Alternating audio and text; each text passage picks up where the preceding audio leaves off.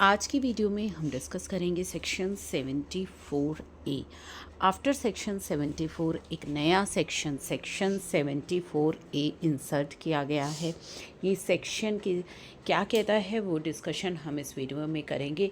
Where it appears to proper officer को यदि ऐसा लगता है कि कोई टैक्स पे नहीं किया गया या शॉर्ट पे किया गया है या गलती से कोई रिफ़ंड ले लिया गया है या आईटीसी रॉन्गली अवेल और यूटिलाइज़ कर दिया गया है, तो वो आपको नोटिस भेज सकता है।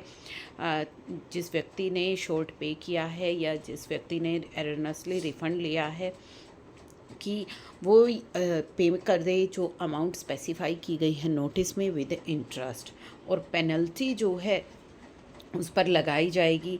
Provided that no notice shall be issued, कोई नोटिस इस केस में इशू नहीं किया जाएगा यदि जो टैक्स शॉर्ट पे हुआ है या पे नहीं हुआ या एरनसली रिफंड हुआ है या आईटीसी रॉन्गली अवेल्ड और यूटिलाइज्ड हुआ है, उसकी अमाउंट लेस देन 1000 रुपीज़ है तो उस केस में नोटिस नहीं जाएगा। अदरवाइज सभी केसेस में नोटिस जाएगा।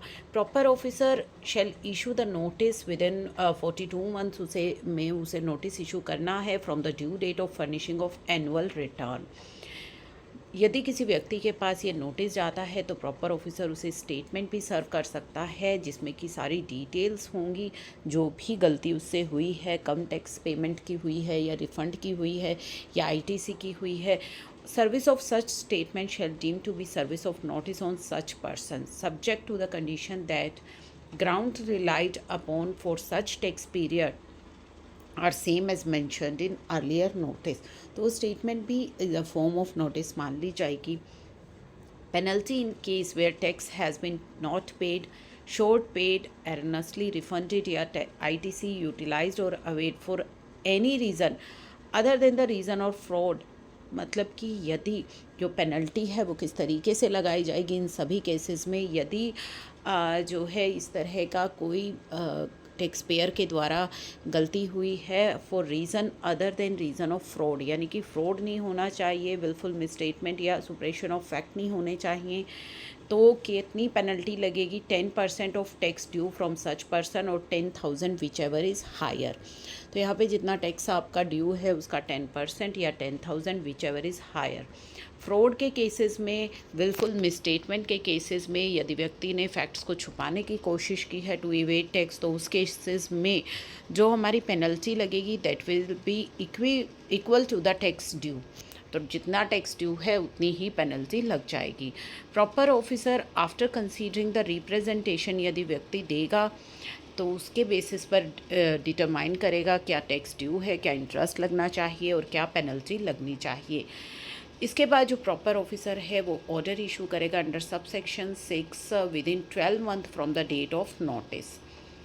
अगर proper officer is not able to issue the order within the specified period, जो कमिश्नर है या ऑथोराइज्ड बाय कमिश्नर जो व्यक्ति है not below the rank of joint commissioner होना चाहिए, having reason for delay in order, अगर वो नहीं ऑर्डर इस टाइम पीरियड में इशू कर पाया तो जो है 6 मंथ का एक्सटेंशन उसके इसमें ऑफिसर को मिल सकता है। The person chargeable with tax, जहाँ पे टैक्स की पेमेंट नहीं हुई, शॉर्ट पे हुई है या गलती से रिफ़ंड गया है या आईटीसी यूटिलाइज और अवेल हुआ है wrong other than reason of fraud, before service of such notice, यदि व्यक्ति पे कर देता है amount of tax with interest on the basis of his own ascertainment of tax as certain by proper officer, और inform कर देता है proper officer को कि उसने जो है टैक्स की पेमेंट कर दी है with interest, then proper officer उस इंफॉर्मेशन के बेसिस पर जो उसने की है में in respect of tax so paid और एनी पेनल्टी पेबल, तो यहाँ पे जो है proper officer on the basis shall not serve any notice, तो वहाँ उस केस में नोटिस नहीं जाएगा। ठीक है, कोई पेनल्टी नहीं लगेगी। अगर पे कर देता है tax with interest with in 60 days of issuance of notice, अब इस केस में नोटिस तो चला गया लेकिन उसके 60 दिन के अंदर अंदर पेमेंट हो गई है, no penalty shall be payable, और उस केस में भी प्रोसीडिंग्स नहीं होंगी। तो यदि आपने पेमेंट कर दी है, नोटिस सर्व नहीं हुआ तो नोटिस भी सर्व नहीं होगा। यदि नोटिस सर्व हो गया और नोटिस के 60 दिन में आपने पेमेंट कर दी है तो कोई पेनल्टी या प्रोसीडिंग्स नहीं होंगी। Person chargeable with tax where any tax has not been paid या शॉर्ट पेड, जो भी सभी चीज़ें हैं before service of notice where tax.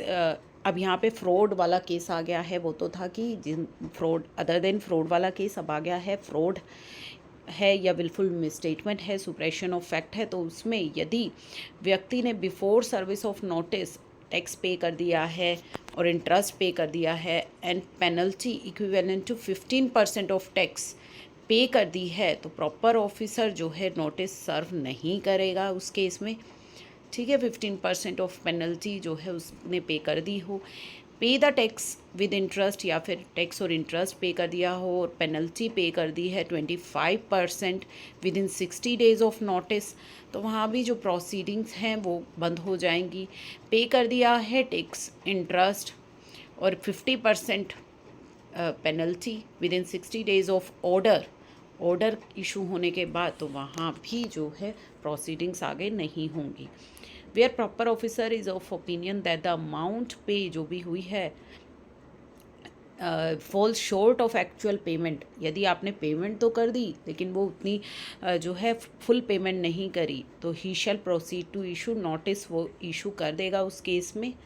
ठीक है, notwithstanding anything contain in close 1, 2 of subsection 8 में या पेनल्टी क्लोज जो है सबसेक्शन 5 में, तो यहाँ पे जो पेनल्टी है shall be payable where amount of self assess tax और amount collected as tax has not been paid within 30 days from the due date of payment of such tax। तो ये जो नया सब सेक्शन है जो आप पर पेनल्टी लगाने की बातें कर रहा है, सेक्शन 74A, ये सेक्शन कब से एप्लीकेबल हो रहा है वो जान लीजिए। तो ये नया जो सेक्शन है वह आपका एप्लीकेबल हो रहा है फाइनेंशियल ईयर 24-25 ऑनवर्ड्स। तो 24-25 से अब आपको ये चीज़ें ध्यान में रखनी है, टैक्स की पेमेंट करनी है, अपनी 3B को टाइमली फाइल करना है, क्योंकि 3B के थ्रू ही आप अपनी टैक्स की पेमेंट करते हैं। तो ये चीज़ें जो है अब आपको ध्यान में रखनी है। कोई ITC यदि आप रॉन्गली अवेल कर रहे हैं या यूटिलाइज़ कर रहे हैं तो उस केस में आप उसे रिवर्स कर दीजिए। आपने अगर इस तरह की शॉर्ट पेमेंट करी है तो पेमेंट कर दीजिए, क्योंकि यदि नोटिस आता है तो उस केस में भी आपको पेमेंट तो करनी पड़ेगी विद इंटरेस्ट, और वो भी with in 60 days of notice, जो कि चीज़ें इसमें लिखी गई हैं। अदरवाइज़ फिर आप पर भारी पेनल्टी लगाई जा सकती है।